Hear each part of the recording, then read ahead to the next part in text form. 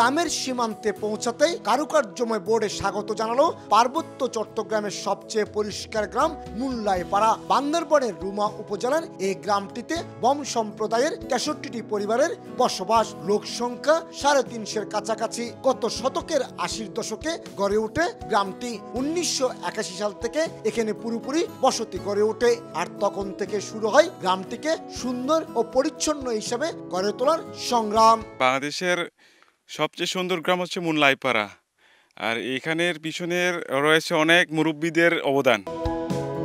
পাহাড়ি জনগোষ্ঠীর অন্য সম্প্রদায়গুলোর মতো এখানেও মেয়েদের যেমন সন্তান পালনে ব্যস্ত থাকতে হয়, তেমনি জুম চাষ কিংবা জুমের ফসল তুলতে অগ্রণী ভূমিকা পালন করেন নারীরা। লোক সংখ্যা তুলনামূলক কম হয়, দিনের পুরোভাগেই এই গ্রামে নীরবতা বিরাজ করে। অন্যান্য পাড়া চাইতে একটু উন্নত মানের রাখার জন্য পাড়াবাসী আমরা সবাই মিলে একেবারে ছবির মতো পরিপাটি গ্রাম এই মুল্লাইপাড়া। 1981 সালে শুরু হয়েছিল এই গ্রাম তৈরির কাজ। 83 সালে পূর্ণাঙ্গ রূপ পেয়েছে, আর দীর্ঘ 42 বছর ধরে সে ঐতিহ্য ধরে রেখেছেন এই গ্রামের বাসিন্দারা। বান্দরবানের রুমার মুল্লাইপাড়া থেকে কমল দে, সময় সংবাদ।